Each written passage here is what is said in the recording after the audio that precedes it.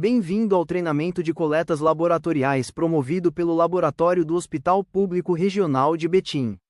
Este treinamento tem como objetivo capacitar os profissionais responsáveis pela coleta de amostras laboratoriais do hospital e do CMI, apresentando as boas práticas que devem ser seguidas em todas as etapas do processo pré-analítico. Além disso, serão abordados o fluxo das amostras e dos exames dentro do laboratório, os principais fatores que podem comprometer a qualidade dos resultados e as medidas necessárias para prevenir não conformidades. Ao final deste treinamento, espera-se contribuir para a redução das recoletas, o aumento da segurança do paciente e a melhoria contínua da qualidade dos exames e dos serviços prestados. Boa tarde a todos! Neste treinamento vamos abordar as boas práticas relacionadas à fase pré-analítica no ambiente hospitalar, etapa responsável pela maior parte dos erros laboratoriais. Falaremos sobre os materiais utilizados na coleta, os principais sítios de punção, os fatores interferentes que podem comprometer os resultados, o fluxo de funcionamento do laboratório do HPRB e os critérios para recebimento das amostras. Também teremos um módulo destinado a coletas de hemoculturas e solicitação de hemocomponentes para a agência transfusional. O objetivo é padronizar as rotinas e reforçar a segurança do paciente.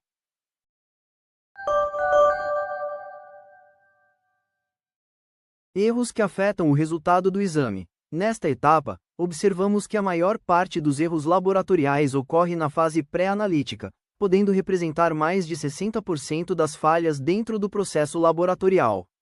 Isso significa que muitos problemas acontecem antes mesmo da amostra chegar ao equipamento para análise. Entre os principais fatores estão a identificação incorreta do paciente, solicitação inadequada de exames, coleta inadequada do material, volume insuficiente de amostra, transporte inadequado e conservação incorreta. A coleta inadequada pode causar hemólise, coagulação da amostra, contaminação e alterações importantes nos resultados laboratoriais, comprometendo diretamente a segurança do paciente e a conduta médica. Outro ponto importante é a solicitação correta dos exames. Pedidos inadequados, incompletos ou incompatíveis com o material coletado podem gerar atrasos, recoletas e dificuldades na liberação dos resultados. A importância deste slide é justamente para que vocês compreendam o quanto são fundamentais dentro do processo laboratorial como um todo. Vocês estão inseridos diretamente na produção de um exame laboratorial, e esse papel não pode, em hipótese alguma, ser negligenciado ou subestimado. A fase pré-analítica é a única etapa que o laboratório não controla integralmente, porque as fases analítica e pós-analítica estão sob domínio direto do setor laboratorial, sendo processos mais padronizados e mais fáceis de rastrear. Já a fase pré-analítica envolve inúmeros processos, profissionais, setores distintos e até mesmo condições relacionadas ao preparo do próprio paciente. Por isso, é uma fase muito mais complexa e onde os erros são significativamente mais difíceis de identificar e rastrear. Na fase analítica, os erros geralmente estão relacionados ao funcionamento dos equipamentos, interferências ou problemas metodológicos. Na fase pós-analítica, destacam-se falhas relacionadas ao tempo de resposta, liberação de resultados e entrada incorreta de dados no sistema. Por isso, todo o processo laboratorial deve ser realizado com atenção, padronização e responsabilidade, garantindo qualidade, rastreabilidade e segurança em todas as etapas do atendimento ao paciente. Agora vamos conhecer os principais tubos e dispositivos utilizados na rotina laboratorial hospitalar, entendendo o que existe dentro de cada tubo, qual a função do aditivo e para quais exames eles são utilizados. Conhecer corretamente cada material é fundamental para evitar trocas de tubos, interferências analíticas e recoletas desnecessárias. Primeiramente, é importante saber que todos os tubos possuem em seus rótulos o volume correto de sangue que deve ser coletado, garantindo a proporção adequada entre sangue e anticoagulante ou aditivo presente no tubo. Os tubos de tampa roxa contêm EDTA, um anticoagulante que preserva as células sanguíneas. Eles são utilizados principalmente nos exames hematológicos, como hemograma, eritrograma, contagem de plaquetas, reticulócitos, grupo sanguíneo, cumbis direto e outros testes relacionados à hematologia. Os tubos de tampa azul contêm citrato de sódio, anticoagulante utilizado nos exames de coagulação.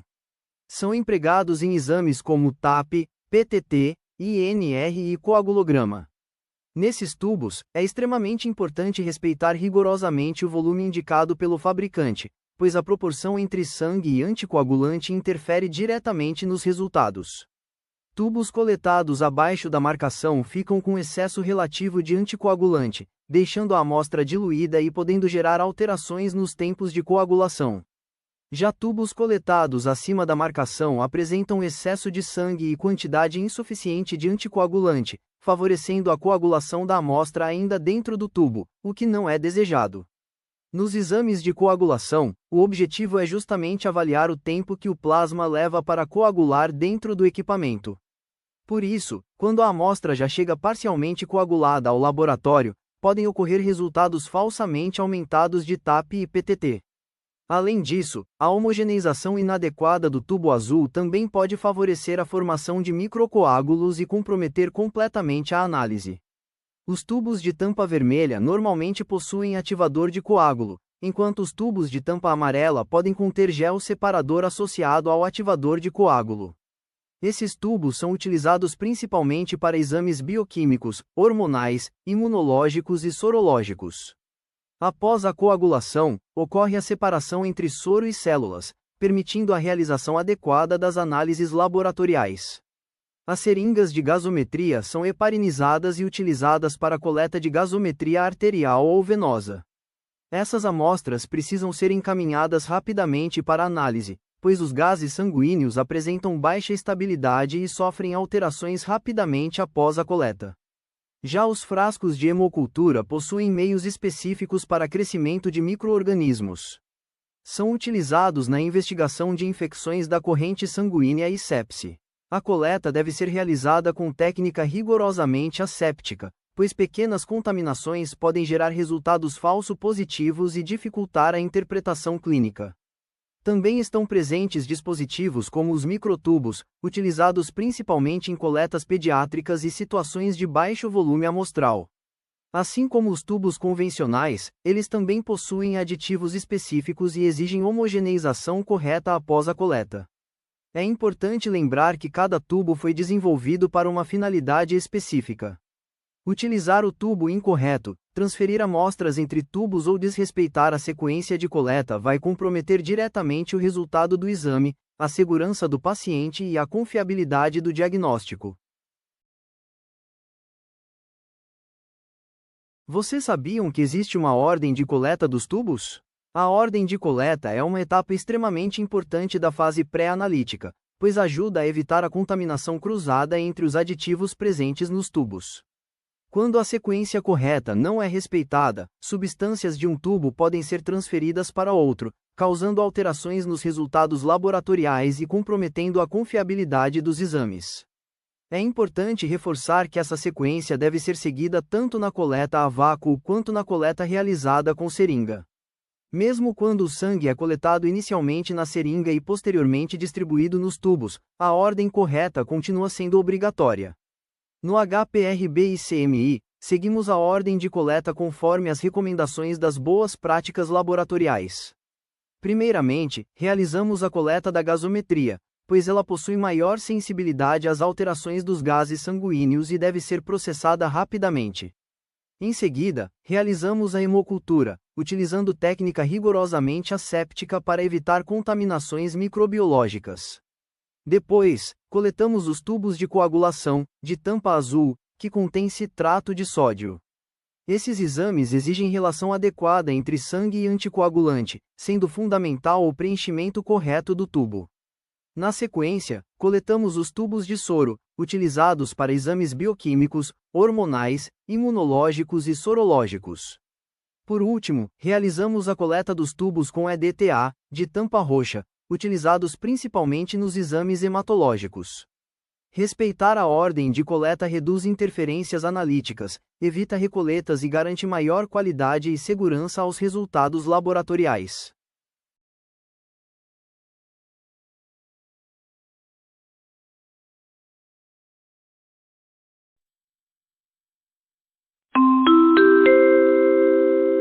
Este slide apresenta os principais locais de venopunção, destacando a importância da escolha adequada do sítio de coleta para garantir a qualidade da amostra e a segurança do paciente. As imagens à esquerda demonstram a rede venosa da mão e da região antecubital, evidenciando veias frequentemente utilizadas na rotina laboratorial, como a veia cefálica, a veia basílica e, principalmente, a veia mediana cubital, considerada a mais indicada para coleta venosa por apresentar maior calibre, melhor fixação e menor risco de complicações. Já a figura à direita ilustra os principais acessos venosos em pacientes pediátricos. Nesses pacientes, além dos membros superiores, podem ser utilizados locais alternativos como couro cabeludo, membros inferiores e dorso das mãos e dos pés, sempre mediante avaliação criteriosa e considerando a segurança do recém-nascido ou da criança. A escolha do local de punção deve considerar fatores como calibre e visibilidade da veia, palpação adequada, condição clínica do paciente, presença de acessos prévios, lesões locais, e necessidade do exame solicitado. De forma geral, recomenda-se priorizar a região antecubital e sempre optar por veias íntegras, bem palpáveis e com bom fluxo sanguíneo. Embora, em teoria, qualquer veia utilizada para acesso venoso possa ser utilizada para coleta de sangue, essa prática deve ser avaliada com cautela. A integridade da veia e as condições locais interferem diretamente na qualidade da amostra e na confiabilidade dos resultados laboratoriais. Outro ponto extremamente importante é avaliar se houve infusão prévia naquela veia, mesmo que ela não esteja em uso no momento da coleta. Resíduos de soluções e medicamentos podem permanecer localmente e interferir diretamente nos exames laboratoriais. Exemplos clássicos incluem soro glicosado, que pode elevar artificialmente a glicemia, soro fisiológico, que pode diluir eletrólitos, e medicamentos intravenosos que podem interferir em diversos parâmetros laboratoriais. Como boas práticas, recomenda-se priorizar a coleta em outro sítio venoso íntegro e, sempre que possível, em outro membro. O que devemos evitar na coleta?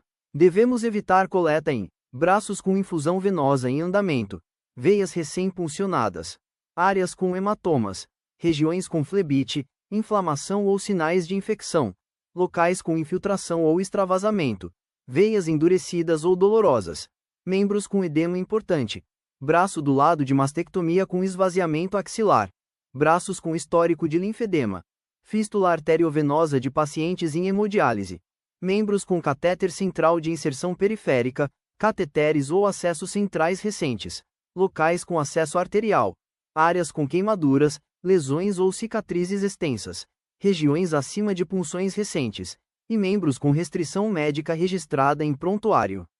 Nos casos de pacientes com soro em infusão, quando possível, deve-se realizar a coleta no membro contralateral.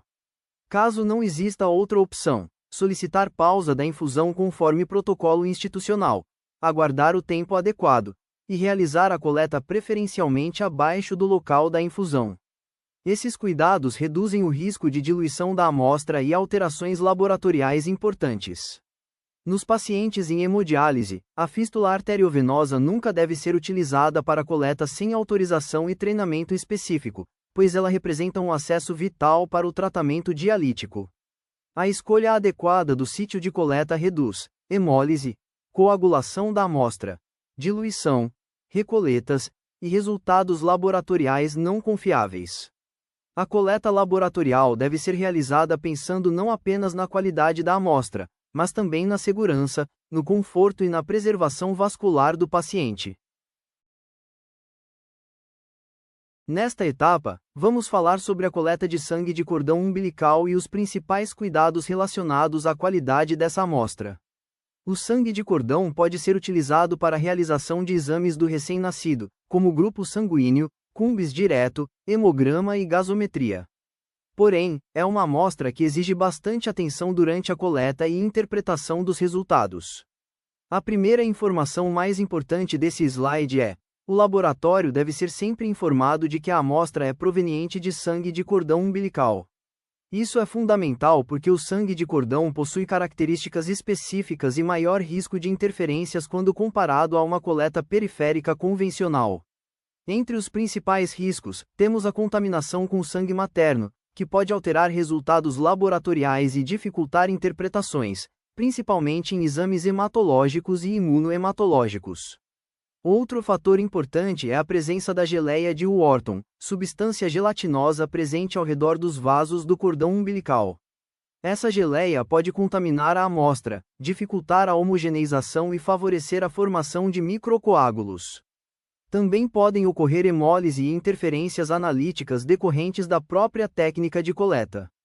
Por isso, alguns cuidados são fundamentais: realizar a coleta em um segmento adequadamente clampeado do cordão, fazer limpeza prévia antes da punção, evitar ordenhar excessivamente o cordão, homogeneizar corretamente os tubos, e encaminhar rapidamente as amostras, principalmente a gasometria. Na gasometria de cordão, o processamento rápido é essencial porque os gases sanguíneos possuem baixa estabilidade e sofrem alterações rapidamente após a coleta. Outro ponto importante é que resultados incompatíveis com o quadro clínico do recém-nascido podem exigir confirmação posterior por coleta periférica neonatal.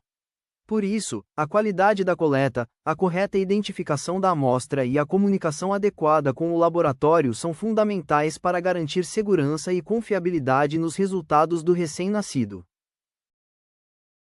Agora vamos falar sobre um ponto muito importante: a punção arterial.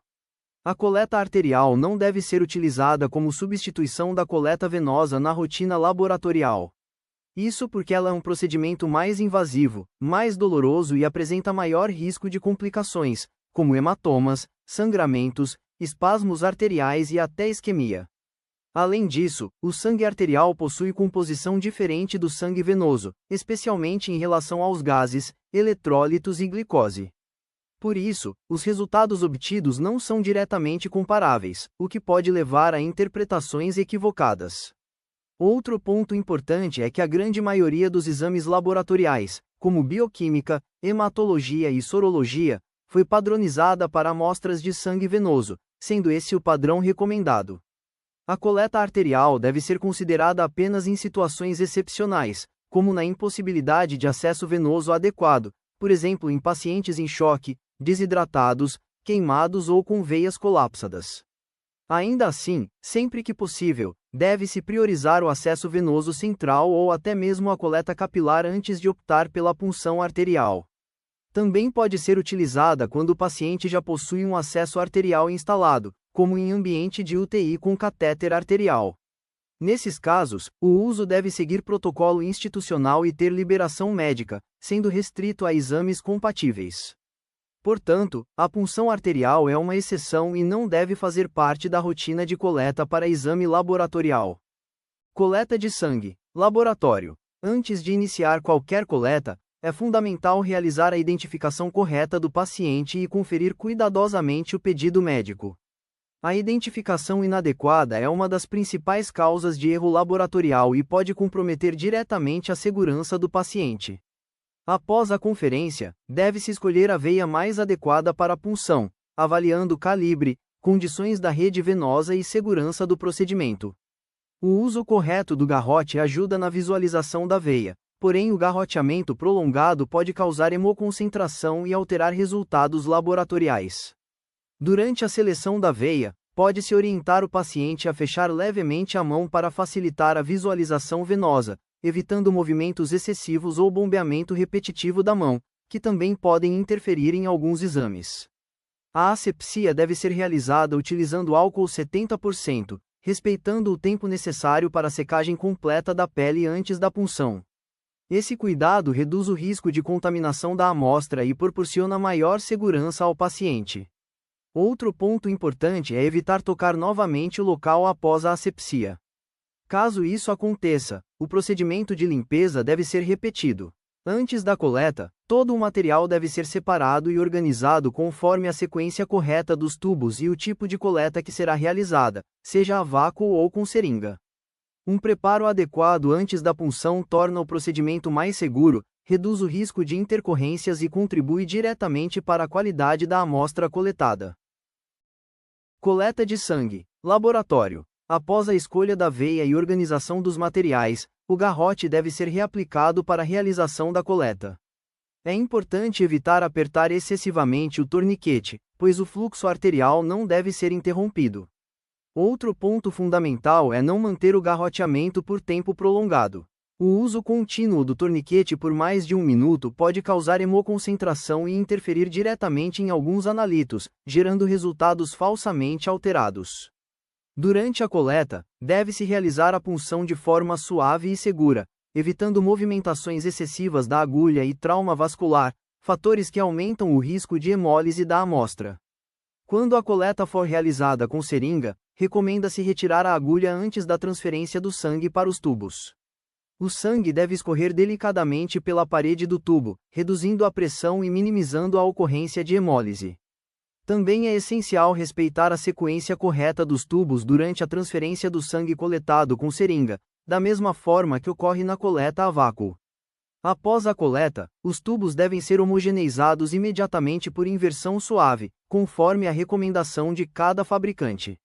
A homogeneização adequada garante a correta ação dos aditivos presentes nos tubos. A agitação vigorosa não deve ser realizada, pois pode causar hemólise e formação de espuma, comprometendo a qualidade da amostra. De maneira geral, os tubos adultos devem ser homogeneizados entre 5 e 8 inversões suaves, enquanto os tubos de microcoleta normalmente necessitam entre 8 e 10 inversões. Pequenos cuidados durante a coleta fazem grande diferença na qualidade final do exame e na segurança do paciente. Coleta para exames de gasometria arterial. A gasometria arterial é um exame extremamente importante na avaliação do estado respiratório, metabólico e ácido básico do paciente.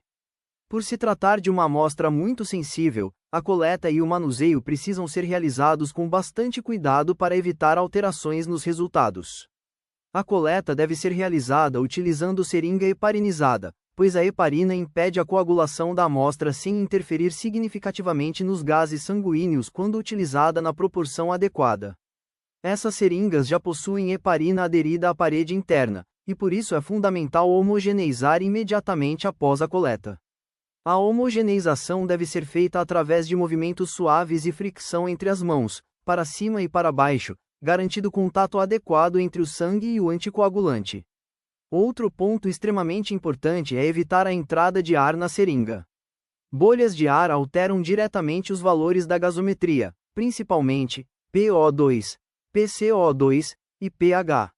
Isso acontece porque ocorre troca gasosa entre a amostra e o ambiente, modificando artificialmente os resultados. Por isso, sempre que houver presença de ar na seringa, ele deve ser retirado imediatamente após a coleta. Também não é recomendado puxar o êmbolo com força.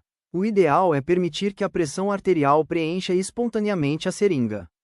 Caso o fluxo seja muito baixo ou não haja retorno adequado, não se deve insistir excessivamente, pois isso aumenta risco de hemólise, coagulação e dor ao paciente. Após a coleta, a amostra deve ser encaminhada rapidamente ao laboratório, pois os gases sanguíneos possuem baixa estabilidade. Idealmente, a análise deve ocorrer em até 30 minutos após a coleta. Na prática, a gasometria é um exame extremamente dependente da qualidade pré-analítica. Pequenos erros de coleta, homogeneização ou transporte podem alterar significativamente os resultados e comprometer a interpretação clínica do paciente. Aqui, mostramos alguns cuidados importantes relacionados à manipulação da seringa de gasometria após a coleta. Após a coleta, a seringa deve ser homogeneizada imediatamente para garantir mistura adequada entre o sangue e a heparina presente na parede interna da seringa. Essa homogeneização deve ser realizada com movimentos suaves e contínuos, evitando agitação excessiva. Também é recomendado realizar movimentos de rotação e fricção entre as mãos, para cima e para baixo, como mostrado nas imagens inferiores, para melhorar ainda mais a distribuição do anticoagulante na amostra. Já a imagem 3 mostra ar dentro da seringa da gasometria, o que altera o resultado da análise. Bolhas de ar alteram diretamente parâmetros como PO2, PCO2 e pH. Por isso, qualquer bolha presente deve ser retirada imediatamente após a coleta. Neste tópico, vamos falar sobre as recomendações durante a coleta de sangue em pacientes com catéter venoso periférico ou acesso venoso central. A coleta por catéter não é considerada um método de escolha para exames laboratoriais, pois pode comprometer a qualidade da amostra e interferir diretamente nos resultados. Por isso, ela deve ser realizada apenas em situações específicas e com bastante cautela. Esse tipo de coleta deve ser restrito em pacientes com acesso venoso difícil, muito debilitados, os pediátricos nessas condições ou em situações emergenciais, especialmente em ambiente hospitalar, quando novas punções devem ser evitadas. Quando a coleta por catéter for realmente necessária, alguns cuidados são indispensáveis. É importante desprezar os primeiros 5 ml de sangue, ou cerca de 3 vezes o volume do lúmen, para evitar contaminação por soluções ou fluidos residuais presentes no acesso. Também é fundamental verificar se há infusão em andamento no momento da coleta. Sempre que possível, a infusão deve ser pausada por pelo menos 2 minutos antes da punção. Outro ponto importante é que esse tipo de acesso não deve ser utilizado para exames muito sensíveis à contaminação, como hemocultura, coagulação, gasometria, pois há maior risco de alteração dos resultados. Além disso, a equipe deve registrar na ficha ou no sistema que a amostra foi coletada por catéter, garantindo rastreabilidade e segurança no processo. A coleta também é desaconselhada quando houver infusão intravenosa ativa no mesmo acesso, suspeita de contaminação ou obstrução do catéter, ou necessidade de exames críticos, como coagulograma, hemocultura, lactato ou gasometria arterial. O objetivo dessas recomendações é garantir maior confiabilidade analítica, reduzir interferências pré-analíticas e preservar a segurança do paciente.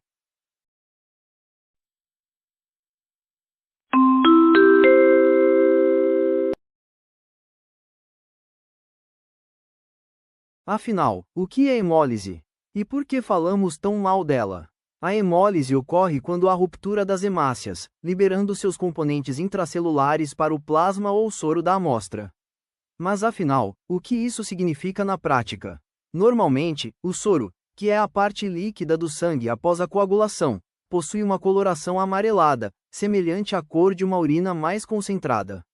Quando ocorre hemólise, as hemácias se rompem e liberam hemoglobina para o soro, fazendo com que essa parte líquida adquira coloração avermelhada ou rosada, como podemos observar na imagem. E é justamente aí que começa o problema laboratorial.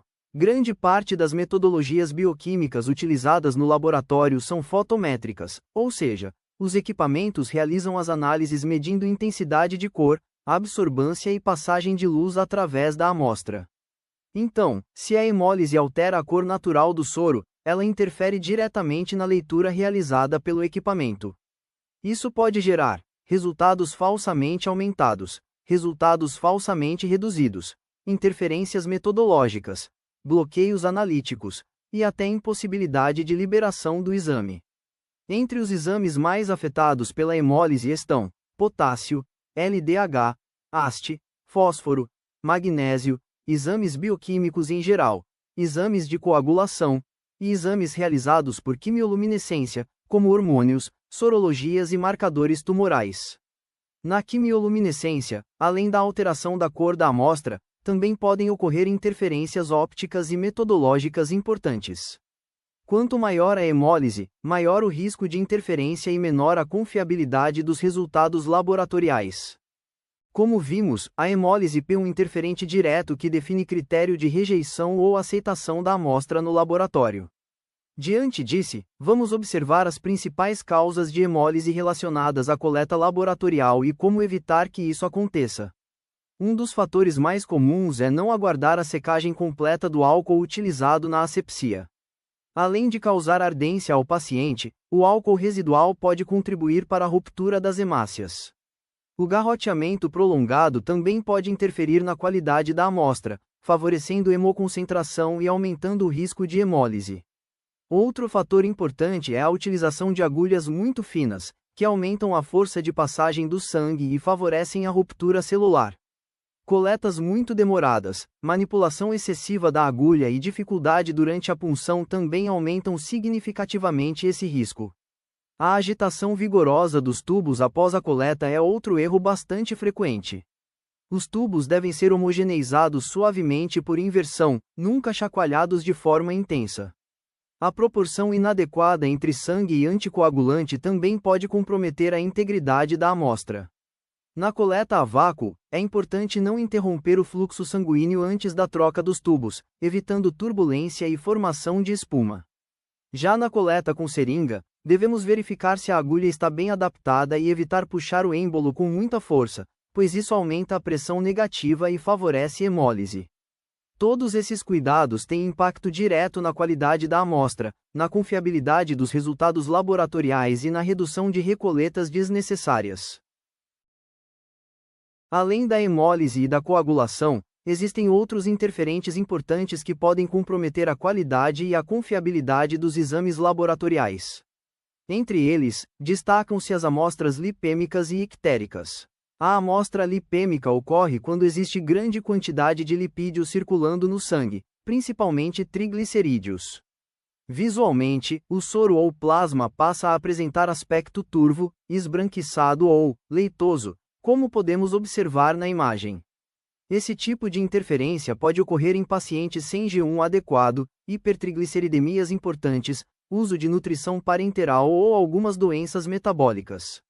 A lipemia interfere diretamente em diversas metodologias laboratoriais, principalmente nas análises fotométricas, porque altera a passagem de luz dentro do equipamento. Isso pode gerar resultados falsamente aumentados, resultados falsamente reduzidos, dificuldade analítica, e até bloqueio da amostra pelo equipamento. Já a amostra ictérica ocorre pelo aumento da bilirrubina no sangue, principalmente da fração indireta.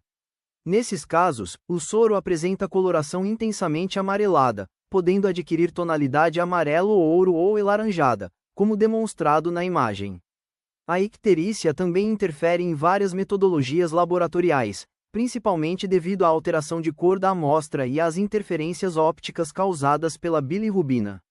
Assim como acontece na hemólise e na lipemia, a interferência da icterícia é especialmente importante em métodos fotométricos e em algumas metodologias imunológicas.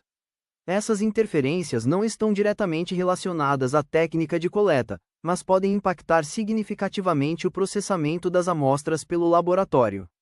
Em alguns casos, os equipamentos não conseguem realizar a análise adequadamente devido às alterações provocadas pela hemólise, lipemia ou icterícia, podendo inclusive impedir a liberação dos exames. Nesses casos, podemos também solicitar recoleta após algum período, por exemplo, G1 no caso de lipemia ou após melhora de um quadro de icterícia. Outro interferente extremamente importante na fase pré-analítica é a coagulação inadequada da amostra. Mas afinal, por que isso é um problema tão sério dentro do laboratório? Nos tubos com anticoagulante, o objetivo é justamente manter o sangue fluido até o momento da análise, conforme conversamos lá atrás quando comentei da coleta do tubo azul.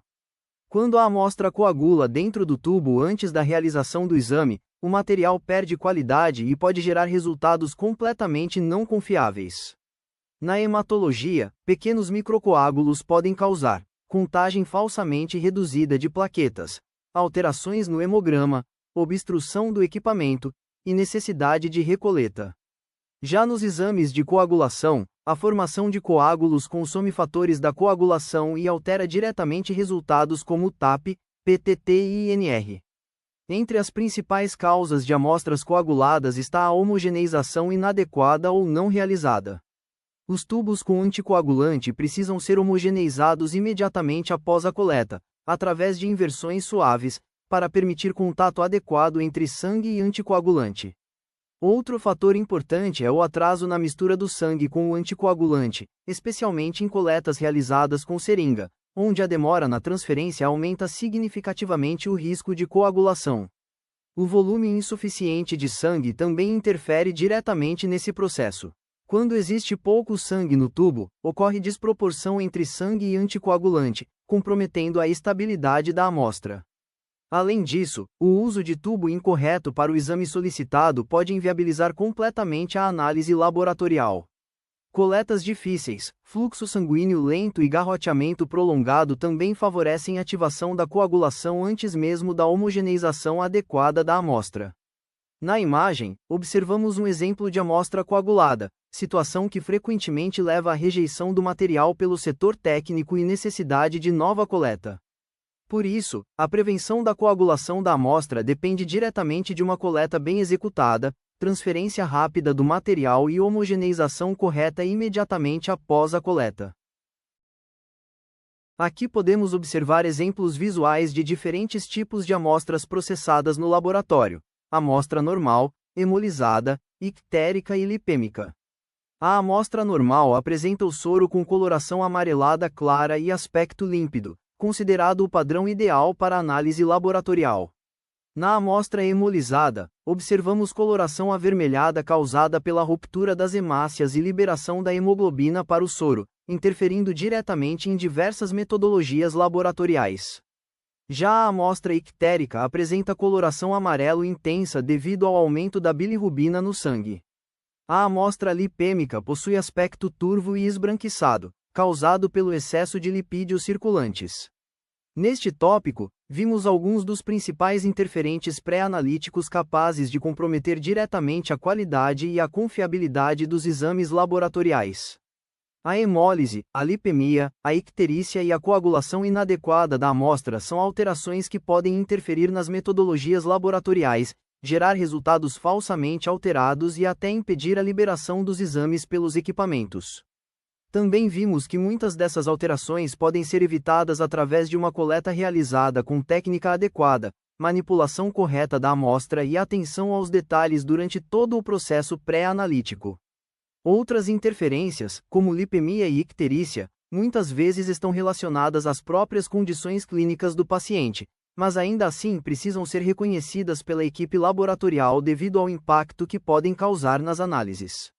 Por isso, a avaliação visual da amostra continua sendo uma etapa extremamente importante dentro da rotina do laboratório e reforça como a fase pré-analítica possui impacto direto na qualidade final dos exames laboratoriais.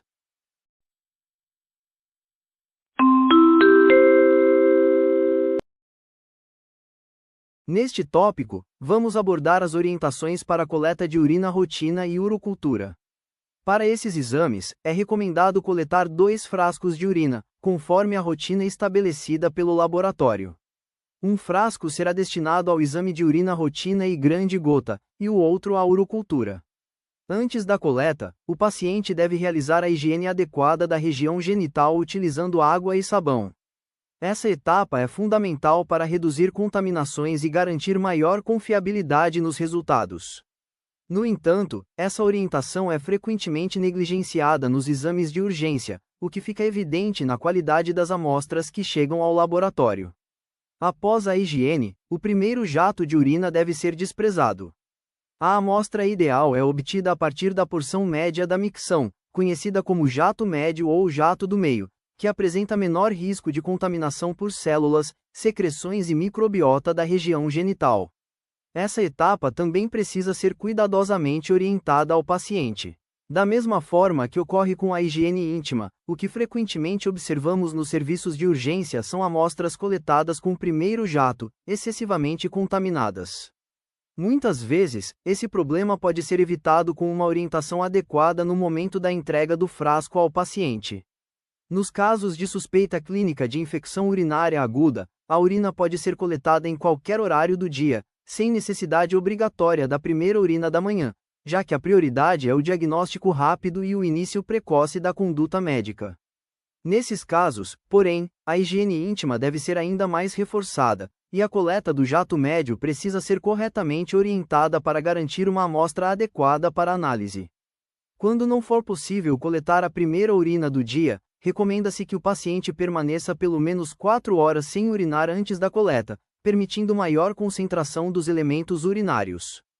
Também é importante lembrar que amostras provenientes do bloco obstétrico frequentemente chegam ao laboratório com maior risco de contaminação, principalmente por secreções e flora do trato genital feminino. Por isso, sempre que possível, deve-se reforçar a orientação adequada de higiene íntima e coleta do jato médio, visando maior qualidade da amostra e maior confiabilidade dos resultados laboratoriais. Nesta etapa, vamos abordar a coleta de urina utilizando o coletor infantil. Para garantir uma amostra adequada, o primeiro passo é realizar uma higiene cuidadosa da região genital com água e sabão, seguida da secagem completa da pele antes da fixação do coletor. A pele deve estar limpa e seca para favorecer a aderência adequada do dispositivo e reduzir o risco de contaminação. Também é importante evitar o uso de pomadas, cremes ou qualquer produto que possa dificultar a fixação do coletor. Após a higiene, o coletor deve ser posicionado corretamente sobre a genitália, garantindo uma boa vedação para evitar vazamentos. A criança deve ser monitorada frequentemente para evitar perda do material colhido por vazamento.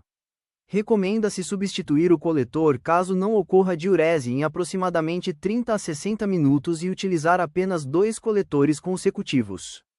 Caso não haja diurese, avaliar a possibilidade de coletar a urina através da sonda uretral ou tentar a coleta de urina em um outro momento. Outro ponto fundamental é verificar constantemente a presença de fezes. Caso ocorra contaminação fecal, o coletor deve ser descartado e todo o processo reiniciado, incluindo uma nova higiene da região.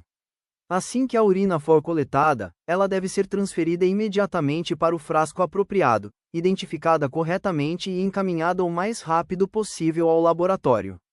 É importante lembrar que as amostras obtidas por coletor infantil apresentam maior risco de contaminação quando comparadas às amostras de jato médio. Por esse motivo, a higiene adequada, a correta instalação do coletor e o monitoramento frequente são etapas essenciais para garantir a qualidade da amostra e a confiabilidade dos resultados laboratoriais. Neste tópico, vamos abordar a coleta de urina em pacientes que utilizam sonda vesical de demora. É importante destacar que a amostra nunca deve ser coletada diretamente da bolsa coletora, pois a urina armazenada na bolsa permanece por longos períodos em contato com o sistema, favorecendo multiplicação bacteriana e contaminação da amostra. A coleta deve ser realizada utilizando o dispositivo próprio existente no circuito da sonda. O primeiro passo é clampear a sonda aproximadamente 30 minutos antes da coleta.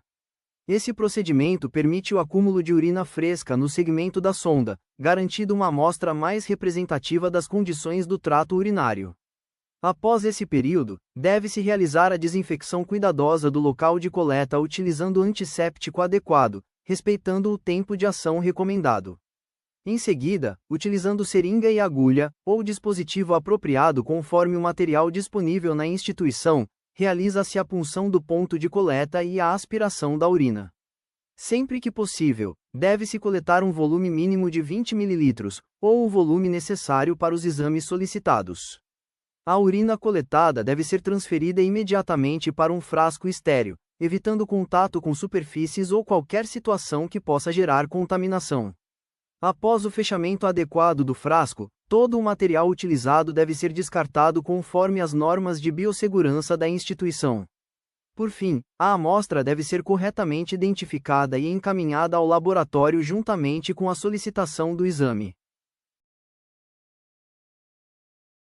Neste tópico, vamos abordar a coleta de urina de 24 horas, um exame utilizado para avaliar a eliminação de diversas substâncias pelo organismo ao longo de um dia inteiro.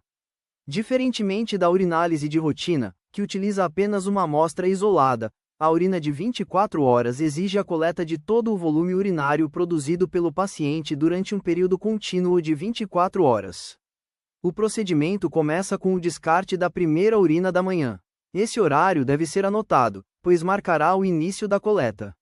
A partir desse momento, todas as micções realizadas durante o dia e durante a noite devem ser coletadas, sem que nenhuma seja desprezada. A perda de qualquer volume de urina pode comprometer a confiabilidade do exame e, em alguns casos, exigir a repetição de toda a coleta. Caso não haja frasco de coleta disponível, a coleta pode ser realizada em frasco de água mineral sem gás, nova. Não utilizar frasco PET que armazenou outros líquidos. No dia seguinte, exatamente no mesmo horário em que a primeira urina foi descartada, o paciente deverá realizar uma última micção e adicioná-la ao recipiente. Nesse momento, a coleta estará concluída. Durante todo o período, a amostra deve ser mantida em local fresco, protegido da luz e do calor excessivo. Dependendo do exame solicitado, o laboratório poderá fornecer orientações específicas de conservação. Após o término da coleta, o material deve ser encaminhado ao laboratório o mais rapidamente possível, preferencialmente em até 2 horas. É fundamental orientar corretamente o paciente sobre cada uma dessas etapas. A coleta inadequada, o esquecimento de alguma micção ou erros no controle dos horários podem gerar resultados incorretos e comprometer a interpretação clínica do exame. Para exame de clearance de creatinina, é necessário a informação de peso e altura do paciente. Por razões óbvias, não é recomendada a coleta de urina jato médio e urina 24 horas consecutivamente, já que não é permitido subtrair uma alíquota da urina 24 horas para a realização da urina jato médio e essa última é necessária a retenção mínima de 4 horas. Então, se houver coleta das duas urinas, recomenda-se fazê-las em momentos distintos. Neste tópico, vamos abordar a coleta de urina de 24 horas em pacientes sondados. Embora o princípio do exame seja o mesmo da coleta convencional, existem cuidados específicos para garantir que todo o volume urinário produzido durante as 24 horas seja recuperado adequadamente e sem contaminação. O primeiro passo é definir o horário de início da coleta, também chamado de horário zero. Nesse momento, toda a urina contida na bolsa coletora deve ser desprezada. Esse volume não fará parte da amostra, pois foi produzido antes do início oficial da coleta. O horário do descarte deve ser registrado com precisão, pois servirá de referência para o encerramento da coleta 24 horas depois. Durante o período de coleta, o ideal é que a urina seja direcionada continuamente para o recipiente de coleta de 24 horas, evitando o armazenamento prolongado na bolsa coletora. Quando isso não for possível, a urina deverá ser transferida periodicamente utilizando técnica asséptica. Antes de cada transferência, deve-se higienizar as mãos, utilizar os equipamentos de proteção individual adequados e realizar a desinfecção da válvula ou porta de coleta da sonda com álcool a 70%. A urina deve ser aspirada utilizando seringa estéril e transferida imediatamente para o recipiente destinado à coleta de 24 horas. Durante todo o procedimento, é importante evitar tocar na parte interna do frasco ou da tampa, reduzindo o risco de contaminação da amostra. O recipiente deve permanecer fechado entre uma coleta e outra. A conservação adequada também é fundamental para a qualidade do exame. Durante as 24 horas, o frasco deve permanecer protegido da luz solar direta e do calor excessivo, preferencialmente refrigerada. Quando necessário, pode-se utilizar caixa térmica com gelo reciclável para manter a temperatura adequada. Ao final das 24 horas, exatamente no mesmo horário em que a coleta foi iniciada, deve ser realizada a última transferência da urina produzida para o recipiente coletor. Nesse momento, a coleta estará concluída. O frasco deve ser identificado corretamente com os dados do paciente, além dos horários de início e término da coleta. Por fim, o material deve ser encaminhado ao laboratório o mais rapidamente possível para processamento. Neste tópico, vamos abordar os exames externos, ou seja, exames que não são processados rotineiramente pelo laboratório e que precisam ser encaminhados para laboratórios de apoio ou instituições de referência. Por esse motivo, além da coleta adequada da amostra, é fundamental a atenção à documentação, às notificações obrigatórias e às condições de encaminhamento de cada exame. Entre eles, temos o teste do pezinho, realizado pelo NUPAD. Nesses casos, o envelope deve ser entregue ao laboratório de urgência, que providenciará o encaminhamento conforme o fluxo estabelecido. Os exames relacionados à dengue e à chikungunya, tanto por sorologia quanto por PCR, exigem o preenchimento completo e assinatura da ficha de notificação compulsória. Além da documentação, deve ser encaminhado um tubo de soro, conforme orientação vigente. Para o PCR de Covid-19, é necessário retirar previamente o kit de coleta no laboratório, realizar a coleta conforme as instruções específicas e devolver o material acompanhado da ficha de notificação devidamente preenchida e assinada. O mesmo procedimento se aplica aos exames para coqueluche. O kit deve ser retirado no laboratório, levado até o local da coleta e devolvido posteriormente junto com a documentação obrigatória. Vale lembrar que, atualmente, após a coleta, as amostras de coqueluche devem permanecer refrigeradas até o encaminhamento, conforme orientação dos laboratórios de referência. Nos casos suspeitos de monkeypox, também conhecida como varíola dos macacos, o kit deve ser retirado no laboratório, utilizado conforme orientação específica e devolvido acompanhado da ficha de notificação preenchida e assinada. Existem ainda exames externos que dependem de autorização prévia do SAC, regulação. Nesses casos, o paciente deve apresentar a guia de solicitação devidamente preenchida no sistema MV. Quando o paciente estiver internado, as orientações específicas para coleta e encaminhamento geralmente são disponibilizadas diretamente ao setor responsável. É importante destacar que diversos agravos de notificação compulsória exigem contato com a Vigilância em Saúde Hospitalar, o Núcleo de Vigilância Epidemiológica Hospitalar, para orientação quanto ao preenchimento das fichas, coleta e encaminhamento das amostras. Já para exames externos que não necessitam de notificação compulsória, as dúvidas devem ser direcionadas diretamente ao laboratório. O correto preenchimento da documentação, o acondicionamento adequado das amostras e o cumprimento dos fluxos estabelecidos são fundamentais para evitar rejeições, atrasos e a necessidade de novas coletas.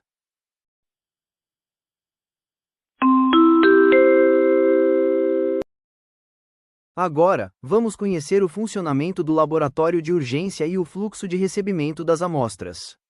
As amostras chegam ao laboratório pela janela de distribuição. Ao serem recebidas, cada uma delas deve ser registrada no sistema para que sua entrada fique devidamente documentada e rastreável. Quando a amostra já possui etiqueta com código de barras, o registro é realizado por meio da leitura desse código no computador. Dessa forma, cada amostra recebe automaticamente a confirmação de entrada no laboratório e sabemos exatamente a hora que cada amostra foi entregue no laboratório, pois essa confirmação é imediata. Quando a amostra não possui a etiqueta de código de barras, a etiqueta é gerada no mesmo momento da entrada no setor, após a localização do pedido. Esse procedimento deve ser realizado para todas as amostras recebidas pelo laboratório, garantido o controle adequado do material encaminhado para análise. Além do registro realizado pelo laboratório, recomenda-se que os setores solicitantes também mantenham um protocolo ou controle próprio de envio das amostras. Dessa forma, é possível acompanhar o que foi encaminhado ao laboratório, facilitando a rastreabilidade e a conferência em caso de dúvidas ou intercorrências.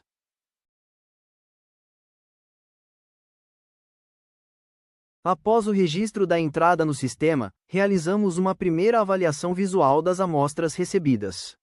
Nessa etapa, verificamos diversos aspectos importantes, como o volume coletado, a identificação correta do material e a compatibilidade entre as amostras recebidas e os exames solicitados. Nos casos em que a identificação é realizada manualmente, conferimos cuidadosamente se os dados do paciente estão corretos e se o material coletado corresponde exatamente ao pedido realizado. Qualquer não conformidade identificada nesse primeiro momento pode gerar uma solicitação imediata de recoleta, evitando atrasos na liberação dos resultados e garantindo maior segurança ao processo. Na primeira imagem, por exemplo, observamos uma amostra de sangue em tubo com EDTA que apresenta coagulação. Como esse material não é adequado para análise hematológica, a recoleta é solicitada assim que a alteração é identificada. É importante lembrar que nem sempre os coágulos são visíveis durante essa primeira inspeção. Em algumas situações, existem microcoágulos que só são detectados posteriormente durante o processamento da amostra, o que explica por que algumas solicitações de recoleta acontecem algum tempo após o recebimento do material. Na segunda imagem, observamos diversos tubos de coagulação. Embora aparentemente não exista nenhuma alteração nos materiais, todos eles foram coletados sem necessidade. Nenhum dos pacientes possuía exames que exigissem esse tipo de amostra. Isso representa uma coleta desnecessária de material biológico e um consumo inadequado de insumos laboratoriais. Na parte inferior, temos um exemplo da planilha de controle de recoletas utilizada pelo laboratório.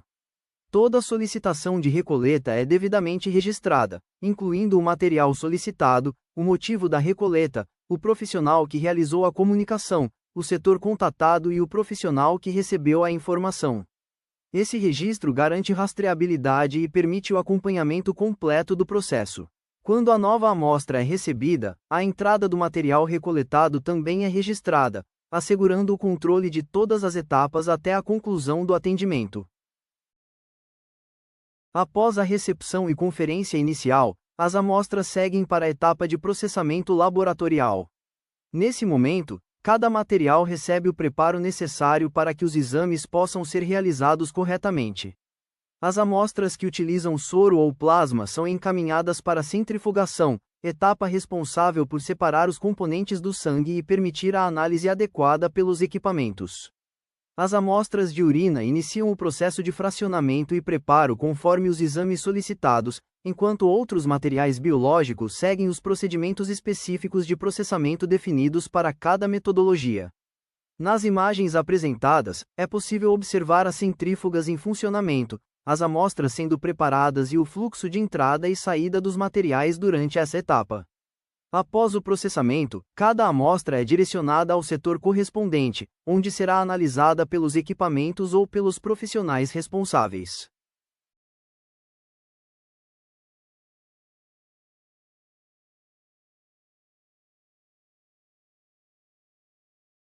Após a centrifugação, as amostras passam por uma nova etapa de inspeção visual. Esse momento é extremamente importante, pois algumas alterações só podem ser identificadas após a separação dos componentes da amostra. É nessa fase que conseguimos verificar se o soro ou plasma apresenta hemólise, lipemia ou icterícia, condições que podem interferir diretamente nos resultados laboratoriais e, em alguns casos, impedir a realização ou a liberação dos exames. No caso das amostras de urina, é após o processamento e a centrifugação que o material fica adequadamente preparado para a análise microscópica e demais procedimentos da urinálise. Também é nesse momento que podem ser identificadas inconformidades que não foram percebidas durante a recepção inicial, como microcoágulos, ou alterações na qualidade da amostra como mostrada nas duas fotos que contêm duas amostras, hemolizada e lipêmicas, respectivamente. Quando essas situações comprometem a confiabilidade do exame, torna-se necessária a solicitação de recoleta. Na imagem inferior, é possível observar uma caixa contendo amostras separadas por apresentarem algum tipo de inadequação para processamento. A fotografia foi registrada durante um plantão comum, no período da manhã, e demonstra a quantidade de materiais que chegam diariamente ao laboratório sem condições ideais para análise. Esse exemplo evidencia a importância de uma coleta bem executada, pois muitas dessas inconformidades poderiam ser evitadas ainda na fase pré-analítica. E novamente toda a recoleta é planilhada e comunicada. Após o processamento inicial, as amostras são encaminhadas para os setores responsáveis pela realização dos exames. As imagens apresentadas mostram os principais setores automatizados do laboratório. Na primeira foto, temos o setor de hematologia. Na segunda foto, o setor de bioquímica. Na terceira foto, o setor de imunologia. Na quarta foto, está o equipamento utilizado para monitoramento das hemoculturas. Por fim, a quinta foto apresenta o setor de coagulação. Cada setor possui características próprias e tempos de processamento diferentes, variando conforme a metodologia empregada e o tipo de exame solicitado.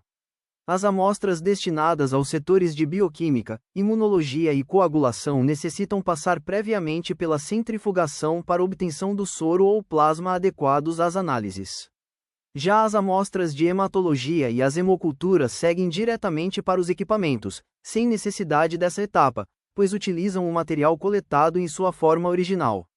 Para que os exames entrem nos equipamentos, não basta apenas que a amostra chegue ao laboratório. É necessário que ela tenha sido devidamente cadastrada no sistema EMV e que sua entrada tenha sido registrada no setor. Os equipamentos automatizados trabalham a partir das informações recebidas do sistema e, por esse motivo, erros de cadastro, solicitações inadequadas ou incompatibilidades entre o material coletado e o exame solicitado podem impedir o processamento correto da amostra ou gerar resultados inconsistentes. Os equipamentos não enviam os resultados diretamente para o MV. Entre eles existe um sistema intermediário chamado LIS, responsável pelo interfaceamento e pela troca de informações entre os equipamentos laboratoriais e MV.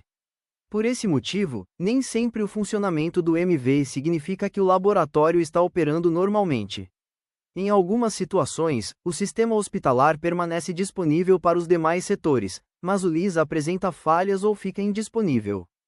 Quando isso acontece, os equipamentos continuam realizando os exames, porém os resultados deixam de ser transmitidos automaticamente para o prontuário eletrônico. Como o laboratório processa um volume muito elevado de amostras diariamente, a transcrição manual dos resultados não é uma prática segura nem recomendada. Além de demandar muito tempo, esse procedimento aumenta significativamente o risco de erros de digitação, transcrição e identificação dos pacientes. Por essa razão, o laboratório prioriza a automação e o interfaceamento eletrônico dos resultados. Em situações de falha do sistema de interfaceamento, o laboratório pode entrar em regime de contingência, utilizando laudos manuais conforme os procedimentos institucionais estabelecidos.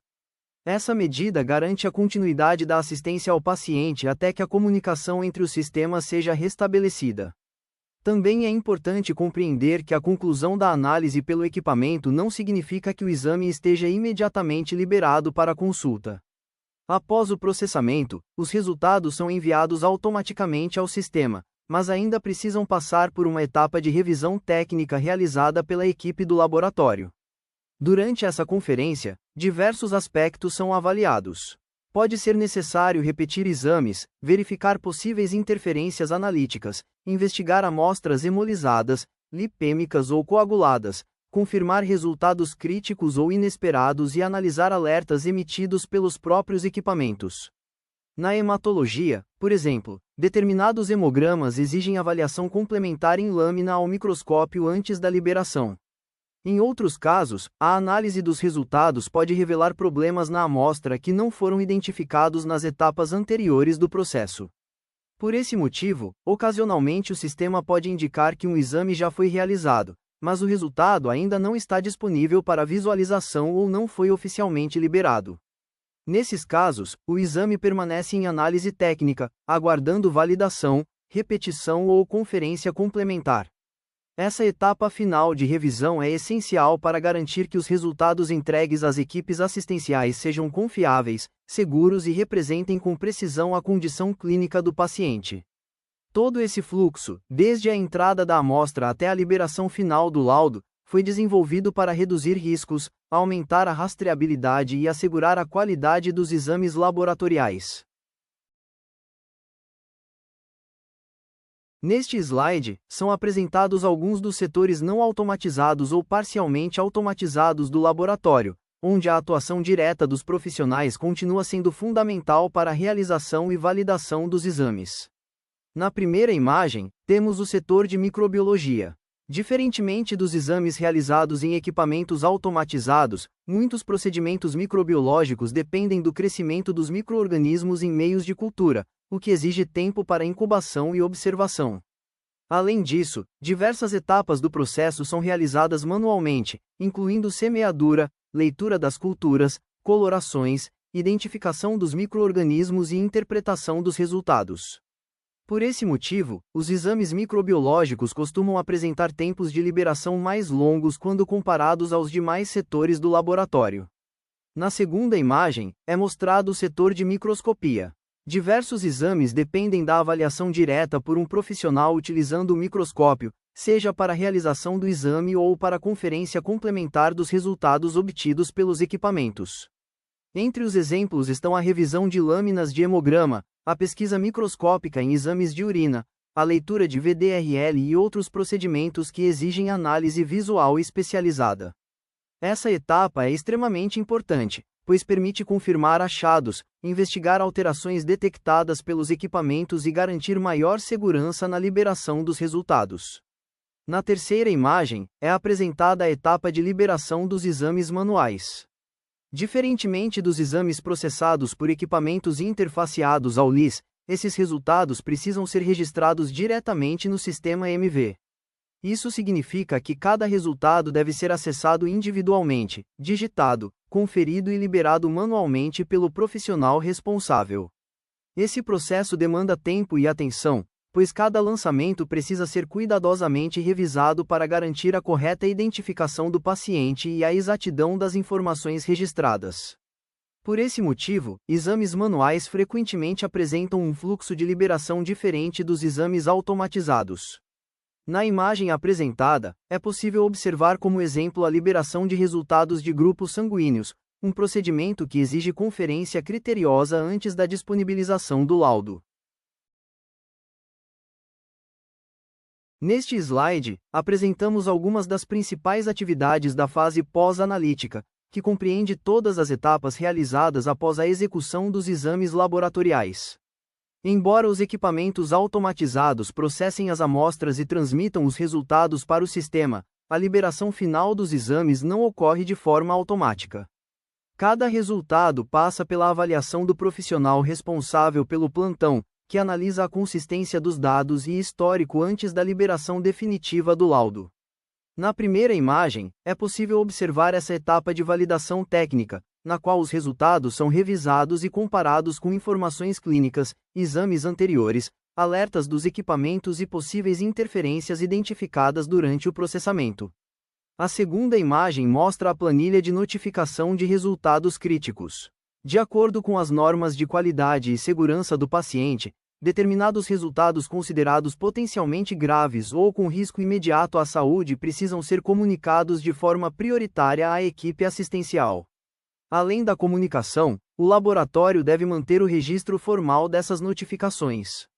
Na terceira imagem, é apresentado o processo de comunicação dos resultados críticos. Quando um resultado enquadra-se nos critérios estabelecidos pela instituição, o laboratório realiza contato telefônico com a unidade assistencial ou com o profissional responsável pelo paciente. Nessa etapa, são registrados o horário da comunicação, o parâmetro informado, o nome de quem recebeu a informação e demais dados necessários para garantir a rastreabilidade do processo. Já a quarta imagem apresenta a planilha de recoletas. Embora a maior parte das inconformidades seja identificada durante as etapas pré-analíticas e analíticas, algumas situações só são percebidas após a análise dos resultados. Em determinados casos, o próprio resultado indica que a amostra pode não ser adequada para a realização do exame. Um exemplo frequente ocorre na hematologia, quando a revisão da lâmina revela a presença de microcoágulos que não foram identificados anteriormente. Também podem ser observadas discrepâncias importantes em relação a resultados anteriores do mesmo paciente ou alterações incompatíveis com os demais parâmetros analisados. Nessas situações, o laboratório solicita uma nova coleta para garantir a confiabilidade do resultado e a segurança da assistência prestada ao paciente. Essas atividades demonstram que o trabalho do laboratório não termina quando o equipamento conclui a análise. Neste slide, apresentamos o setor de exames externos do laboratório. Esse setor é responsável por gerenciar os exames que não são realizados internamente pelo laboratório, mas que são recebidos, preparados e encaminhados para laboratórios de apoio ou instituições de referência responsáveis pela execução da análise. Trata-se de um setor que exige amplo conhecimento técnico e organizacional, pois trabalha simultaneamente com diversos laboratórios de apoio, cada um possuindo critérios próprios para coleta, acondicionamento, transporte, documentação e processamento das amostras. Por esse motivo, a equipe do setor precisa manter-se constantemente atualizada sobre os requisitos específicos de cada exame e de cada laboratório parceiro. Sempre que houver a necessidade de solicitar um exame externo, recomenda-se que a equipe assistencial entre em contato previamente com o setor de exames externos. Essa comunicação antecipada permite que sejam fornecidas todas as orientações necessárias para a coleta correta da amostra, incluindo tipo de material biológico, tubo adequado, volume necessário, horário ideal de coleta, condições de armazenamento, documentação exigida e possíveis formulários ou notificações obrigatórias. Alguns exames possuem exigências específicas que, quando não observadas, podem levar à rejeição da amostra pelo laboratório executor, resultando em atraso no diagnóstico e necessidade de nova coleta. Por isso, a consulta prévia ao setor é uma etapa fundamental para garantir o sucesso do processo. Em muitos casos, os materiais de coleta específicos são fornecidos pelo próprio laboratório de apoio e permanecem armazenados no setor de exames externos. Esses materiais são disponibilizados à equipe somente após a confirmação da solicitação do exame e da verificação de todos os requisitos necessários para sua realização. Outro aspecto importante é que esse setor funciona em horário administrativo, de segunda a sexta-feira. Dessa forma, durante finais de semana, feriados e períodos noturnos, o acesso a determinadas informações e materiais pode ser mais limitado. Por esse motivo, sempre que possível, exames externos programáveis devem ser discutidos e organizados antecipadamente com a equipe responsável. A comunicação prévia com o setor de exames externos é uma das principais estratégias para evitar recoletas, rejeições de amostras e atrasos na realização dos exames, contribuindo para a maior eficiência do processo e melhor assistência ao paciente. Neste slide, apresentamos alguns exemplos reais de amostras inadequadas recebidas diariamente pelo laboratório e que resultaram em solicitação de recoleta. As imagens foram obtidas a partir de amostras separadas durante a rotina do setor, demonstrando situações que comprometem a qualidade dos exames e impedem a liberação de resultados confiáveis. Na primeira imagem, observamos um tubo de citrato coletado com volume inadequado, bem abaixo da marca de preenchimento recomendada.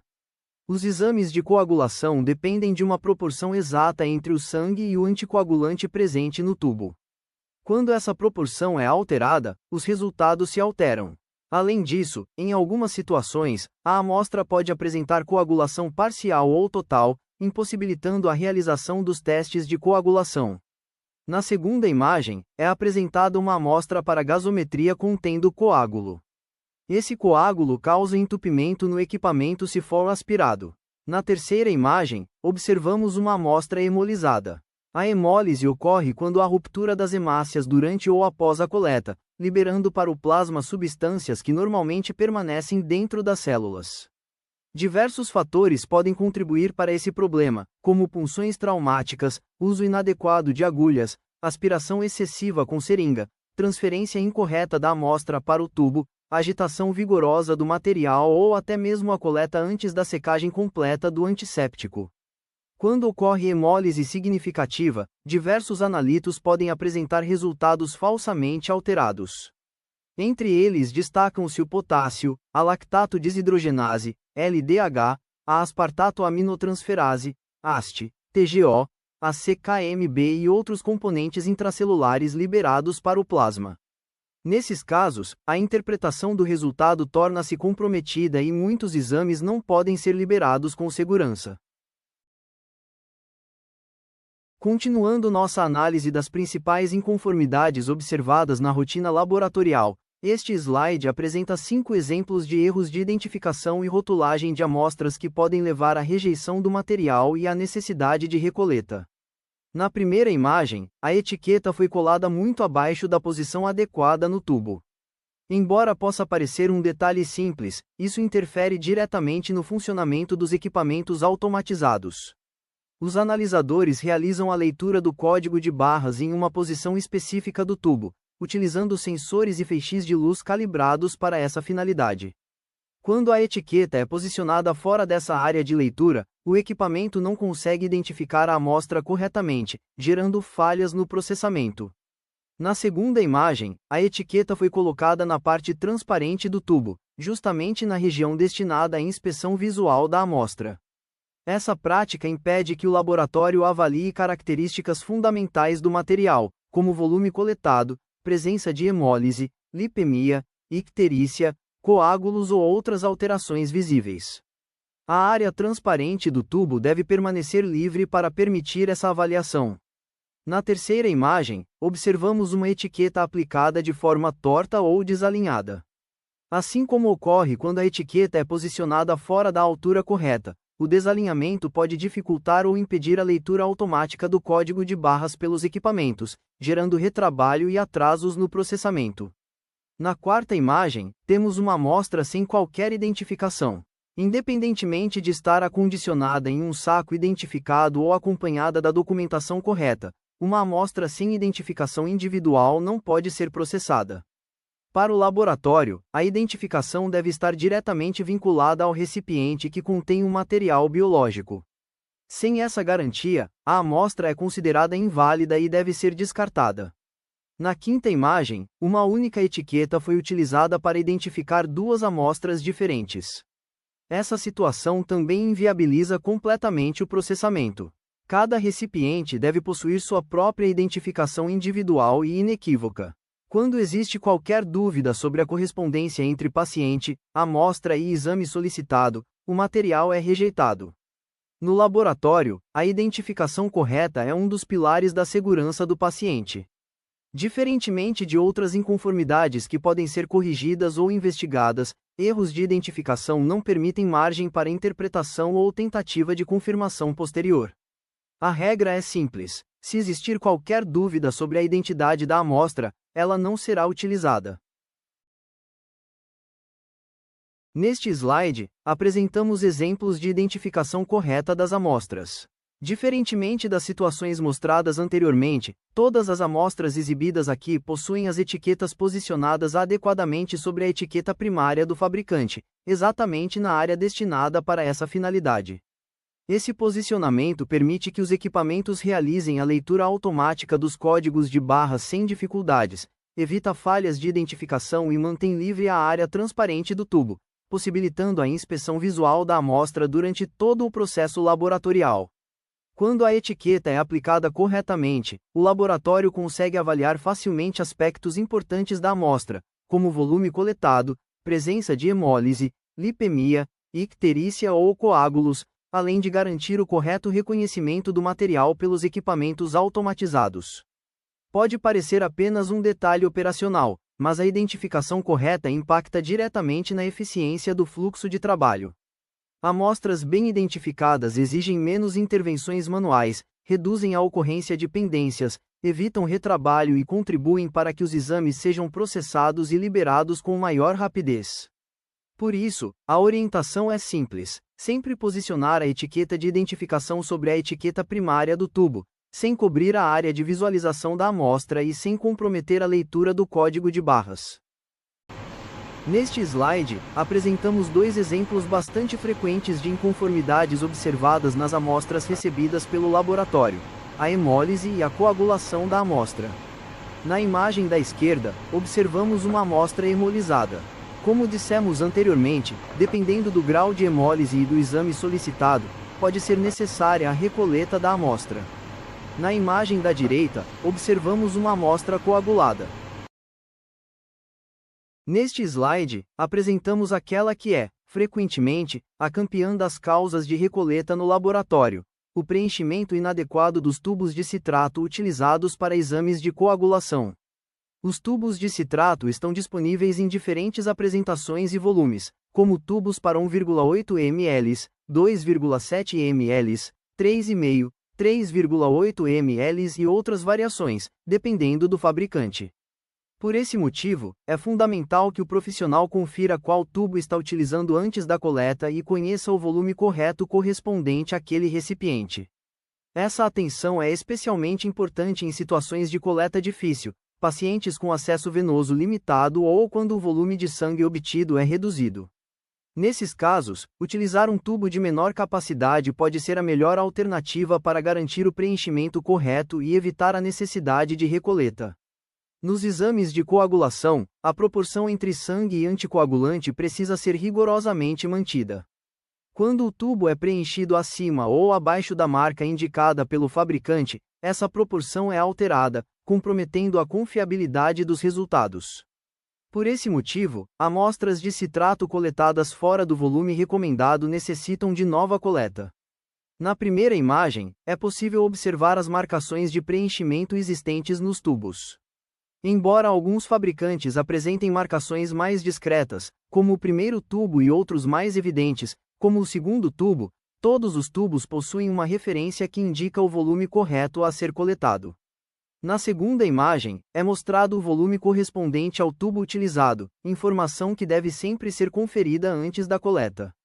Quando a coleta é realizada a vácuo, o próprio sistema normalmente garante o preenchimento adequado, desde que o tubo permaneça conectado até que o fluxo sanguíneo cesse espontaneamente. Já nas coletas realizadas com seringa, é responsabilidade do coletador transferir cuidadosamente o volume correto para o tubo, respeitando a marca de preenchimento. Na terceira imagem, observamos exemplos de tubos que necessitaram de recoleta por apresentarem volume inadequado. A atenção a esse detalhe reduz significativamente o número de recoletas, evita atrasos diagnósticos e melhora a assistência prestada ao paciente.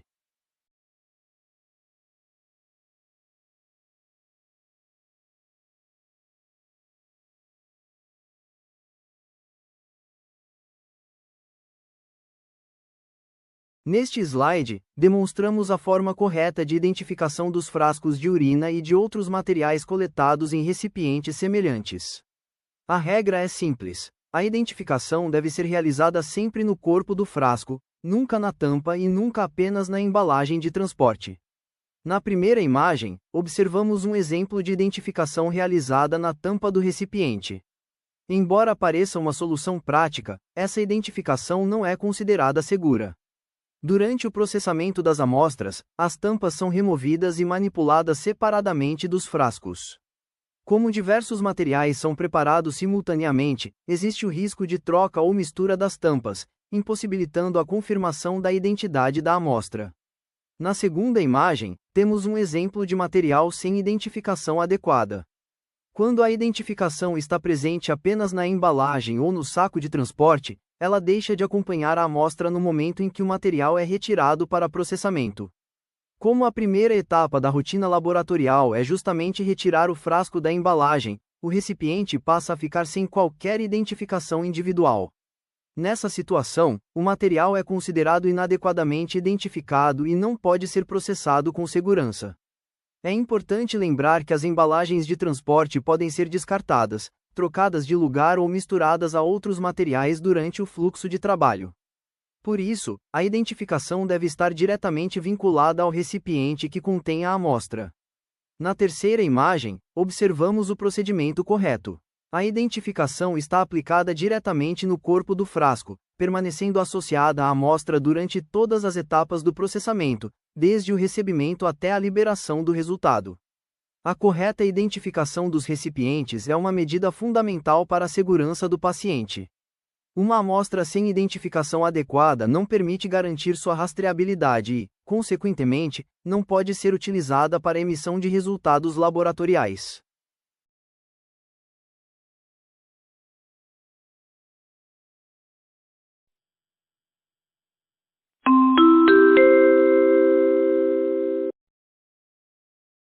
Agora vamos falar sobre coleta de hemoculturas, boas práticas para o diagnóstico preciso e seguro.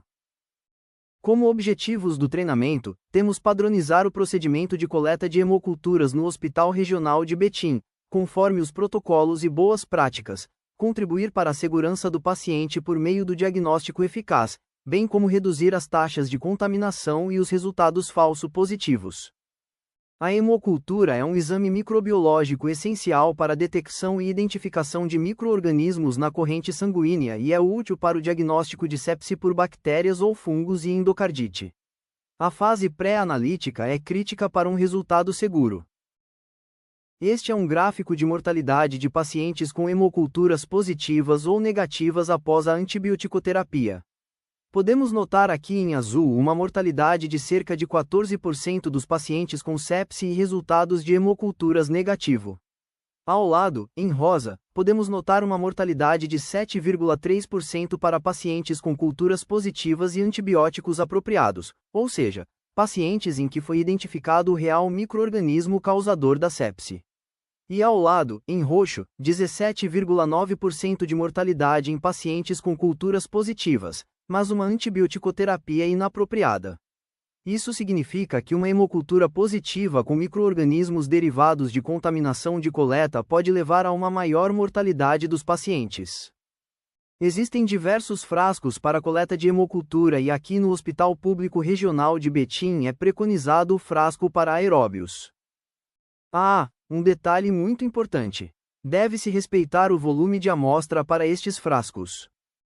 Aqui no Hospital Regional de Betim utilizamos frascos adultos e pediátricos, sendo que, para o frasco adulto, devemos colocar entre 8 a 10 ml de sangue e para o frasco pediátrico, 1 a 3 ml.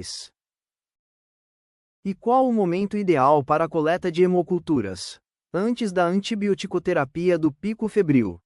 Sobre os sítios de coleta, temos o sangue venoso periférico e o sangue de refluido de catéter, sendo que cada amostra equivale a uma punção. Outro ponto importante, para sangue refluido de catéter, sempre que for coletado, deve-se enviar pelo menos uma amostra de sangue periférico pareada. Ponto crítico, fase pré-analítica, identificação da amostra.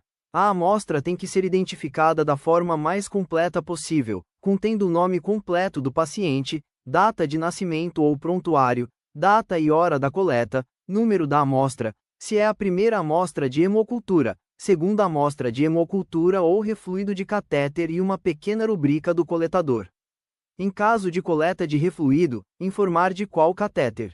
Para sangue periférico, informar o sítio da coleta, exemplo membro superior esquerdo. Agora vamos para o passo a passo. Primeiro ponto, lavar as mãos com água e sabão. Certifique-se de lavar as mãos de forma completa, incluindo entre os dedos e sob as unhas. Identificar de forma completa cada frasco, conforme dito anteriormente, e verificar se cada frasco está devidamente rotulado com todas as informações necessárias. Calçar as luvas. Use luvas descartáveis para garantir a proteção e antisepsia durante todo o procedimento. O Hospital Regional de Betim lhe oferece luvas estéreis para o procedimento. Preparando os frascos, remova o lacre, limpe a parte externa com álcool 70 e deixe secar completamente. Garroteie e selecione o sítio de coleta. Afrouxar temporariamente o garrote. Afrouxe o garrote antes de iniciar a antisepsia da pele. Remover sujidades visíveis com degermante, caso necessário. Se houver sujidades visíveis, utilize um degermante para limpá-las. Realizar a antisepsia da pele. Aplique solução alcoólica de clorexidina na área da punção, fazendo movimentos circulares para garantir a desinfecção. Apertar o garrote enquanto seca a clorexidina. Uma vez aplicada a clorexidina, aperte o garrote novamente para facilitar a visualização da veia. Realizar a coleta e inocular a amostra no frasco. Faça a punção com a agulha e transfira a amostra para o frasco, sem trocar a agulha, para evitar contaminações. Atenção, não toque a pele do paciente após a antisepsia. E não cole a etiqueta de identificação sobre o código de barras do frasco, pois isso atrapalha na inserção dos balões no equipamento automatizado. Para a coleta de refluidos de cateteres, primeiramente lavar as mãos com água e sabão, identificar de forma completa cada frasco, calçar as luvas, preparar os frascos, remover o lacre, limpar com álcool 70% e deixar secar, realizar a antisepsia com álcool 70% na conexão do catéter por 15 a 30 segundos, desconectar e acoplar uma seringa para retirar o volume de sangue. Lembrando, não deve-se fazer essa limpeza do catéter com clorexidina alcoólica. A coleta pareada de refluidos e sangue periférico devem conter o mesmo volume. Lembrando, a coleta de refluido de catéter deve ser pareada com a de sangue periférico, ou seja, sempre coletar o refluido e pelo menos uma amostra de sangue periférico. A amostra somente de refluido não tem nenhum valor preditivo. Se o paciente tem outros tubos de sangue, o primeiro a ser coletado será o balão de hemocultura, segundo os demais exames. Transportar as amostras imediatamente ao laboratório e não refrigerar. A coleta de hemocultura é um procedimento crítico. Pequenos erros na sua coleta podem causar grandes impactos aos pacientes e lembrando que todos nós somos responsáveis pela segurança do paciente e que a prática correta salva vidas.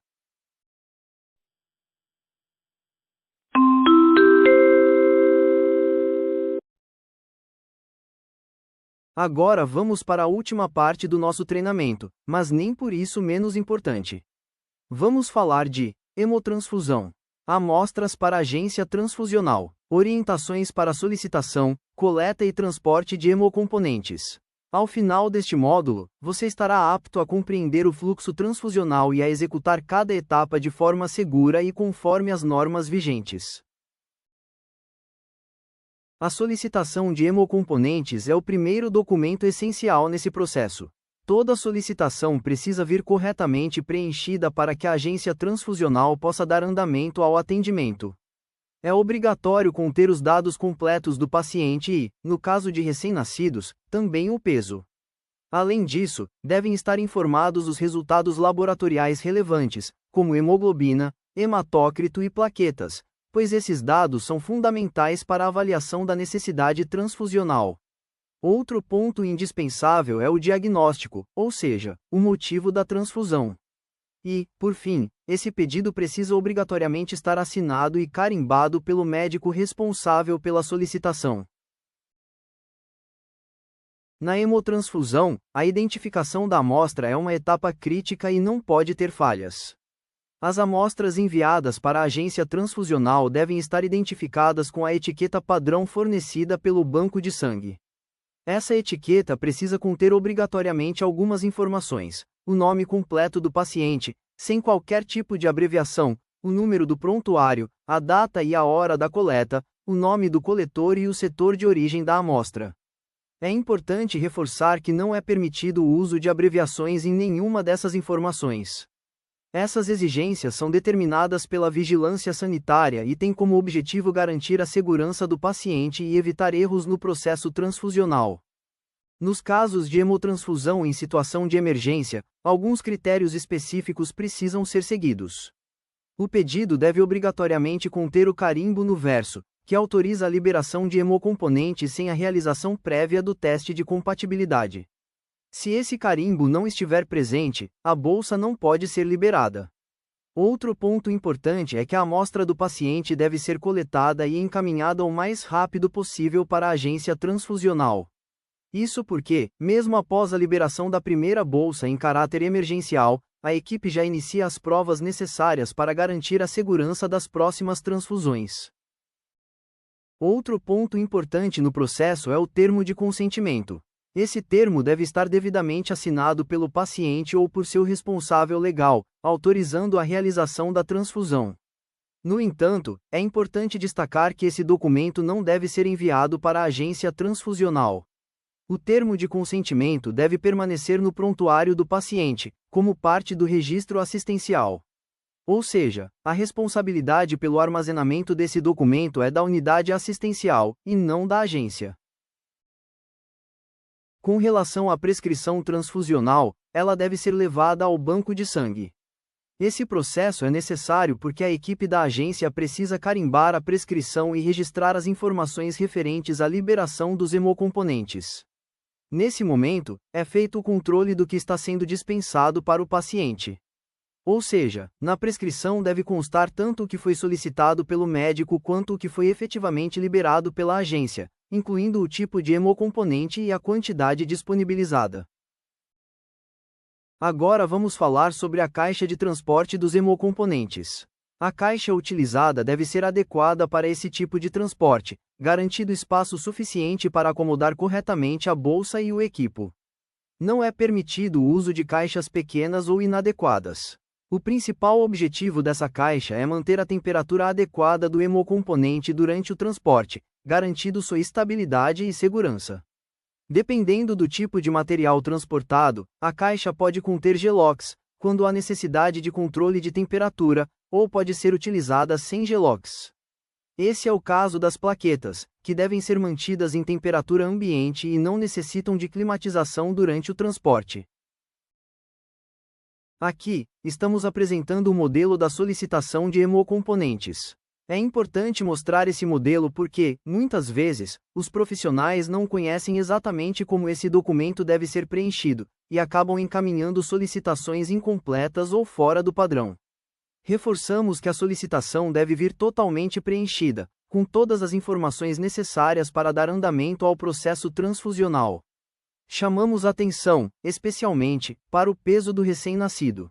Apesar de não ser um campo obrigatório no formulário, essa informação é essencial para que a agência transfusional consiga realizar a liberação adequada dos hemocomponentes. Neste slide, vamos falar sobre a prescrição transfusional, que é um documento que, muitas vezes, gera dúvidas na equipe. A prescrição deve conter os dados completos do paciente e, principalmente, a descrição do que será administrado. Isso inclui o tipo de hemocomponente, como concentrado de hemácias ou plaquetas, a quantidade de bolsas e, quando aplicável, o volume a ser transfundido. No caso de recém-nascidos, essa informação deve ser ainda mais precisa, sendo obrigatória a definição do volume em mililitros que será administrado. Esse é o termo de consentimento do processo transfusional. Esse documento deve ser obrigatoriamente assinado pelo paciente ou por seu responsável legal, autorizando a realização da transfusão. É importante lembrar que esse termo não fica na agência transfusional, ele deve permanecer no prontuário do paciente. Além da autorização, o termo também contempla situações de recusa. Em alguns casos, como pacientes que não aceitam transfusão por motivos pessoais ou religiosos, existe um campo específico para que seja formalizada a recusa do procedimento. Chegamos ao final do nosso treinamento. Esperamos que este conteúdo tenha contribuído para fortalecer seus conhecimentos sobre as boas práticas de coleta, identificação, acondicionamento, transporte e envio de amostras laboratoriais. Obrigada! Agora, para concluir este treinamento, é necessário participar da nossa avaliação final. Para acessar o formulário, basta apontar a câmera do seu celular para o QR Code exibido na tela ou utilizar o link disponibilizado abaixo. Pedimos que responda todas as perguntas e envie o formulário ao final do preenchimento. Lembramos que a conclusão deste treinamento será registrada somente após o recebimento do formulário devidamente preenchido e enviado. Agradecemos sua participação e seu comprometimento com a qualidade dos nossos serviços.